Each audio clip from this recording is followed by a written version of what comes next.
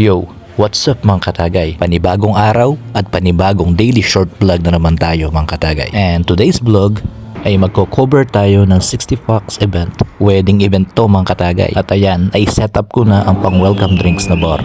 At nandito na nga yung mga tao mga katagay.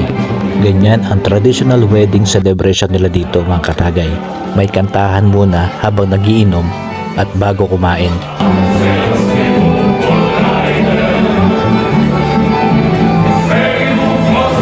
At nandito na sila sa loob mga katagay. Party na. At ayan, napapasayaw na rin ako. At ayan yung mga kinakasal mga katagay.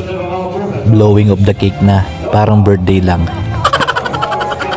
At nag-prepare na rin ako ng mga champagne para sa champagne toast nila. Kahit gaano kahirap ang trabaho natin mga katagay, enjoy lang natin dahil binibless tayo ni Lord. Hanggang sa mga susunod na mga daily vlog, at ako si Reggie De La Peña, ang inyong Pinoy bartender.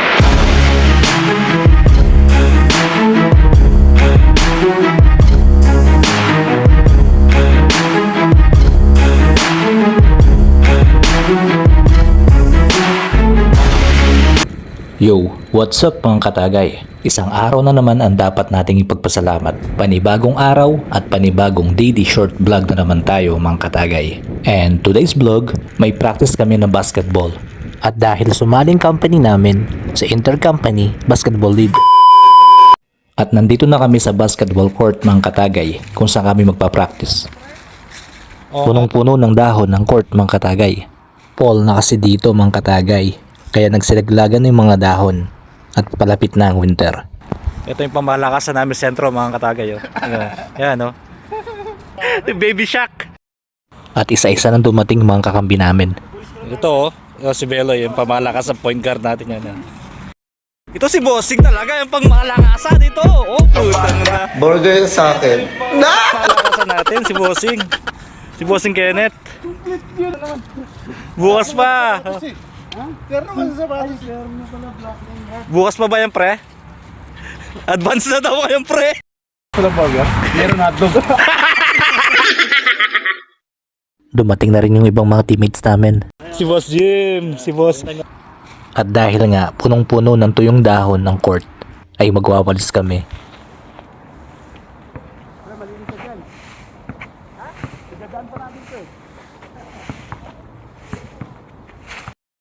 Kasi sipag ng mga kabayan, no? Tignan mo pare. Kasi sipag. Nagpunta pa. Dumayo pa ng Europe para maglinis eh, oh. Tignan mo. Talaga ni Bossing, oh. Parang nagtupad din. Tupad, pre. Bagong bayani. Bagong bayani para makapaglaro lang eh. Ito si Boss Beloy. Boss Beloy din, oh. Daig pa yung mga tupad eh.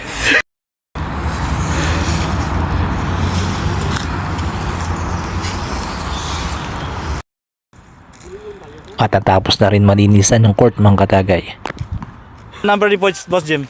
69? Hindi na ako 69. Ano yan?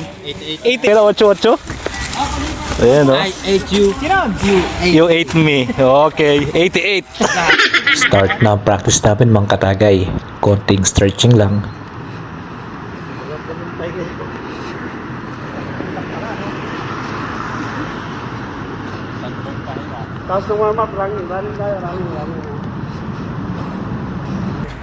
Bumabalik tuloy ang alaala ko noong kabataan ko. Parang high school varsities lang.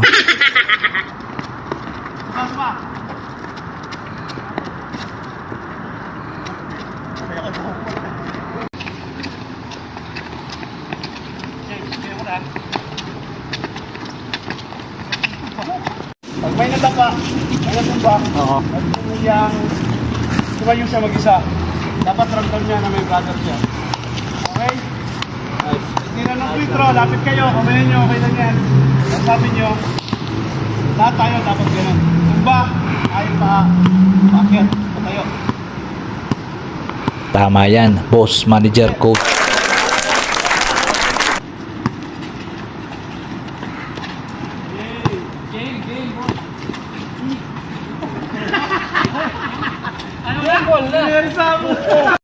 Pre, balik mo. Hanap ka ng pwesto mo, ipapasa naman yun sa'yo, sigurado yan. Kung saan yung perimeter mo, kung saan yung abot mo. Pre, wala na makdo. Meron pa. Meron pa. Pampalakas. Meron palang hotdog. Hotdog nga pala. Sabi ko sa'yo, hotdog ang gusto. Natapos na yung practice namin mga katagay. Hindi na namin masyadong pinagod yung mga katawan namin kasi may laro pa kami bukas.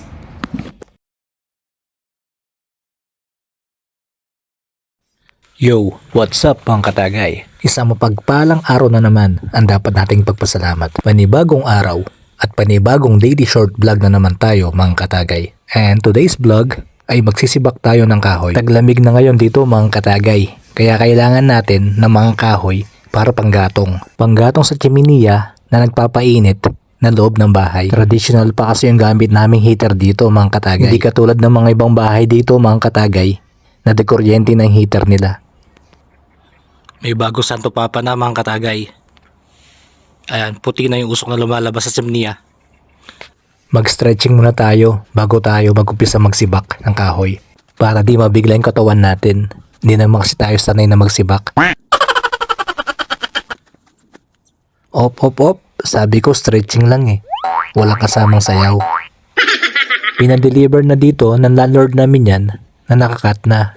Kaso yung iba, hindi magkasya sa bunganga ng chiminiya. Kaya kailangan sibakin. Start na tayo magsibak mga katagay.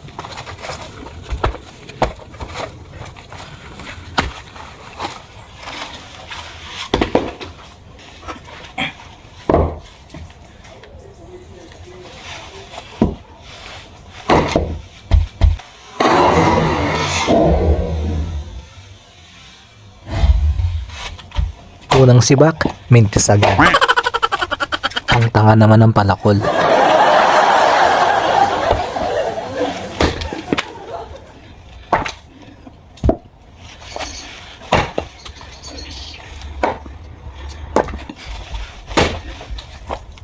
Ayan, nakuha ko na yung technique sa pagsibak. Wow.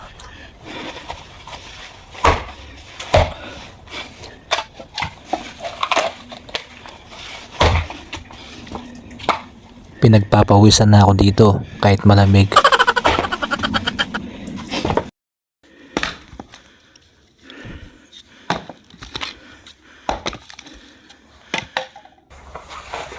Lagyan natin ng konting comedy para hindi boring.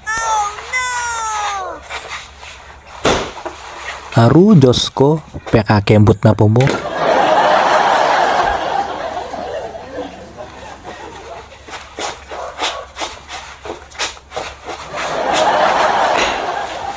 Loko, mete kaken, saken.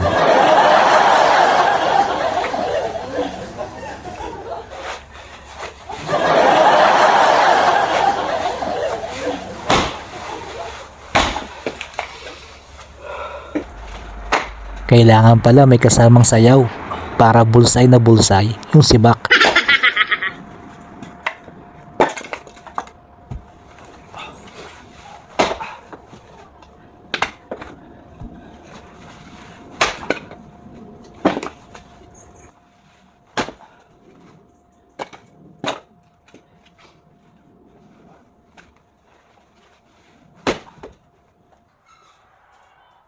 Sa ngayon, okay na muna yan. Sumakit na kasi ang likod ko.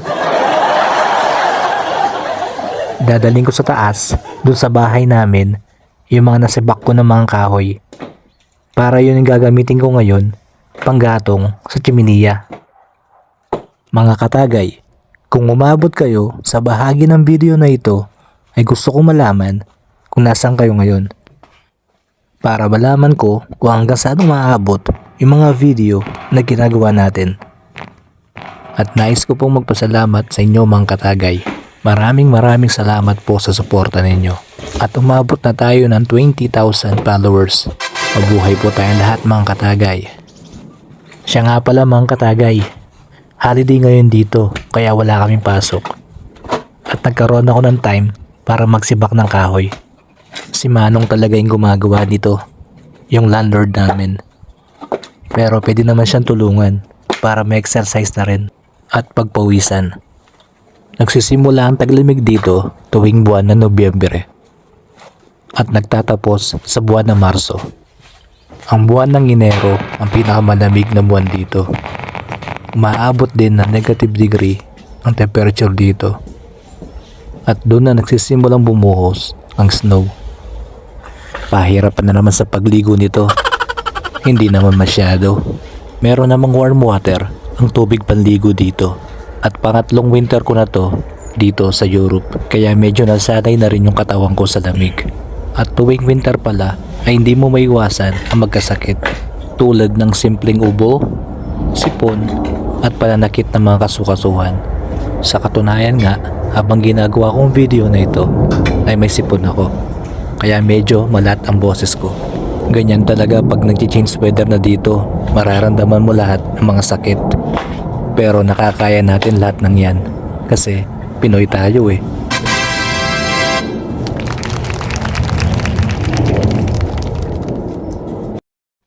Nasindihan ko na yung chimney namin sa bahay gamit ng mga sinibak kong kahoy. Minsan pala ay may nagagawa rin akong kapag-ipaginabang.